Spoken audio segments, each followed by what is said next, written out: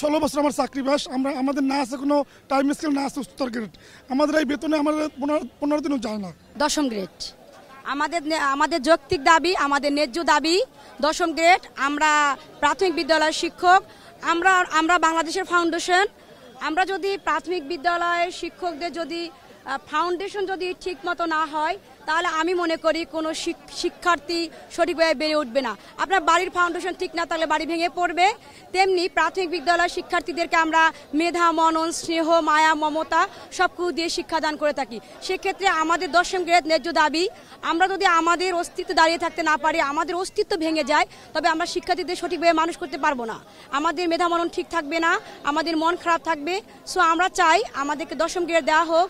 আমাদের ন্যায্য দাবি, বাংলাদেশের প্রেক্ষাপট, দ্রব্যমূল্য সব কিছু মিলিয়ে আমাদের এটা যৌক্তিক দাবি, সময়ের দাবি। আমাদের প্রাথমিক বিদ্যালয়ের শিক্ষকদেরকে 10ম গ্রেড দেওয়া হোক।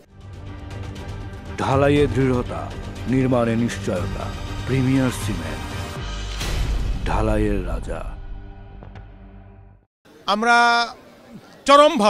চরমভাবে বৈষম্যের শিকার। কারণ আপনারা অবগত আছেন, দীর্ঘদিন ধরে আমাদের এই 10ম গ্রেডের সপক্ষে আমরা আন্দোলন সংগ্রাম চালিয়ে আসছে। বিভিন্নভাবে কনসালটেশন কমিটি গঠন করে আমাদেরকে সময়ক্ষেপণ করা হচ্ছে। এখন তো আমাদের এই যে 10ম গ্রেডে আমাদের দাবি না, এটা আমাদের অধিকার। কারণ আপনি জানেন, এই 5ই আগস্ট ছাত্র জনতার অভ্যুত্থানের মাধ্যমে যে বৈষম্যহীন বাংলাদেশ গড়তে চায়, সেখানে তো কোনো বৈষম্যের স্থান থাকতে পারে না। আর আমরা শিক্ষক, আমরা জাতির কারিগর, আমরা ফাউন্ডার। আমরা একটা জাতিকে তার কাঙ্ক্ষিত লক্ষ্যে পৌঁছে দেওয়ার জন্য সর্বপ্রথম আমরাই সেই ভিত্তি স্থাপন করি। সুতরাং আমাদেরকে বিভিন্নভাবে অবহেলিত করা হচ্ছে, শোষণ করা হচ্ছে। আমরা আমাদের এখন 13তম যে অর্থ পাই, সেটা দিয়ে আমাদের 10 দিন যায় না সংসার। প্রত্যেকটা শিক্ষক বাংলাদেশে ঋণে জর্জরিত। আজকে আমরা এই যে আমাদের অধিকার, একই যোগ্যতায় অন্য ডিপার্টমেন্টকে 16তম গ্রেড থেকে তাদেরকে 10ম গ্রেড আনা হচ্ছে। আপনারা দেখবেন, আপনারা এগুলো সার্চ দিয়ে দেখতে পারবেন, 16তম থেকে হুবহু 10ম গ্রেডে আসছে। সুতরাং শিক্ষকের বেলায় নয়, অথচ শিক্ষকরা কিন্তু জাতির সর্বশ্রেষ্ঠ মানবে পরিণত শিক্ষক। এই শিক্ষকদের দেওয়া হচ্ছে না। আজকে দেখেন, আমার ছেলের লেখাপড়া খরচ আমরা মেটাতে পারছি না, আমার বাবা মায়ের ঔষধের চিকিৎসা ব্যয় হচ্ছে না।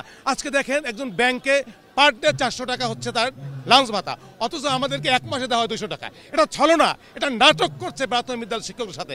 আমরা এই নাটক মানতে চাই না।